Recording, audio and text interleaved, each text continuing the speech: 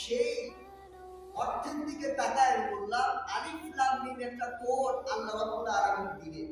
যেরকম আমরা touch mobile ব্যবহার করি কি না, আছে না? টাচ মোবাইল ভিতর যদি আমরা লক করা থাকে তাহলে সে কোড চায়, বলে তুমি কোড দাও। বিকাশ বলছেন আপনি কোড চাবে, পিন কোড চায়, চাই কি চাই না? চাই। এরকম ভাবে আল্লাহ রাব্বুল আলামিন কালাম করবে আলিফ লাম মিম বলে একটা আল্লাহ কোড দিলেন। আলিফ লাম মিম একটা কোড। এর অর্থ কি? এটা আল্লাহ এবং আল্লাহ রাসূল ভালো জানেন। আর কেউ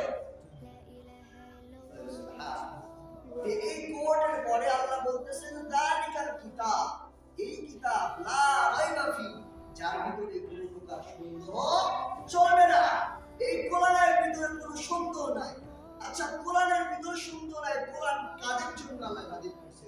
আল্লাহ রাব্বুল আলামিন বলেন যালিকাল কিতাব, এটা এমন একটা কিতাব লা রাইবা ফি, লা ইলাহা ইল্লাল্লাহ হুদাল লিল মুত্তাকিন।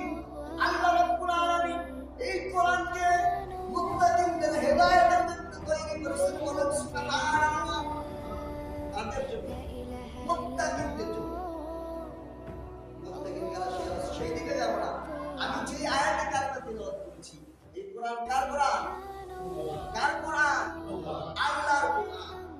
হ্যাঁ, অর্থাৎ তো দলিল দ্বারা প্রমাণিত যালিকাল কিতাব লা রাইবা ফি, লা সন্দেহ চলবে না।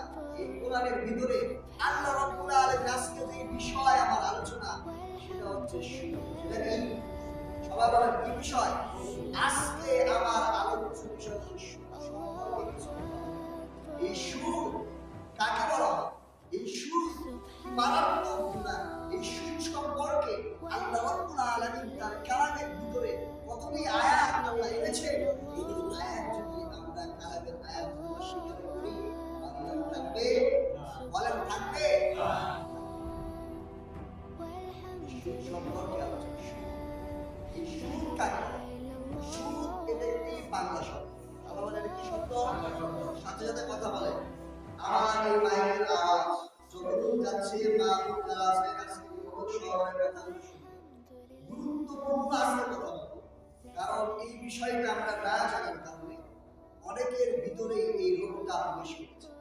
এই রোগে আমরা অনেকে আক্রান্ত হয়ে পড়েছি। এই বিষয়টি এটা যে কত বড় মারাত্মক গুনাহ, এটা যদি মুমিন হয় সে কখনোই এটা জানার পরে এই কাজটা করতে পারে না। সেই জন্য সকলকে অনুরোধ করবো, যারা আছেন, যারা মাইকের আওয়াজ শুনছে, সকলেই আজকে কথাগুলো সহকারে শুনবে।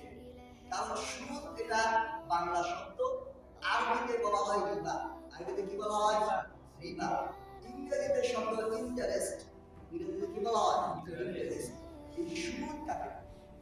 সুদ আর রিবা ফিল লুগাতি আজ-জিয়াদা, অতিরিক্ত। কি হওয়া? অতিরিক্ত হওয়া। কোথায় থেকে অতিরিক্ত হওয়া? হয় তুমি একজনকে ঋণ দিয়েছো, ঋণ থেকে মূল ধরে এই টাকা ঋণ দিয়েছো, তার থেকে অতিরিক্ত গ্রহণ করাকে সুদ। যে টাকা ঋণ আমি নিয়েছি, ওই টাকা থেকে আরো অতিরিক্ত গ্রহণ করাকে কি বলা হয়? এই আল্লাহ রাব্বুল আলামিন এই সুদের সম্পর্কে প্রমাণ করেছেন। আল্লাহ রাব্বুল আলামিন সূরা বাকারা 270 নম্বর আয়াতের ভিতরে বলেন আল্লাযীনা ইয়াকুলুনা রিবা লা সারা শিখায়, তারা কি খায়? সারা শিখায় লা ইয়াকুলুনা, তারপরে আছে ইয়াউমাল কিয়ামা, কিয়ামতের দিনে শিখায় তারা না বলতেছে কিয়ামতের ময়দানে যারা সুদখায় ওই ব্যক্তিরা দাঁড়াবে না। ইল্লা কামা ইয়াকুলুল্লাযী ইয়াতাযাব্বাতু আশ-শাইতানু মিনাল মাস। আমার কথা বলতেছি।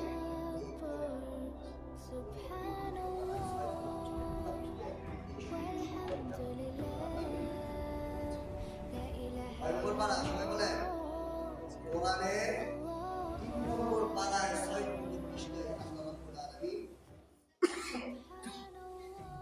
সুদ সম্পর্কে আলোচনা করেছেন।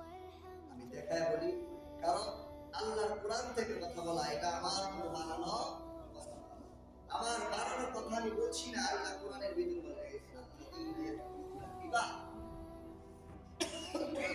যারা সুদ খায় লা ইয়াকুমুনা, তারা দাঁড়াবে না ইল্লা কামা ইয়াকুমুল্লাযী, তবে দাঁড়াবে ওই সমস্ত ব্যক্তিদের মতো যাদেরকে একটা শাইতান মিনান নাস, যাদেরকে শয়তান স্পর্শ করে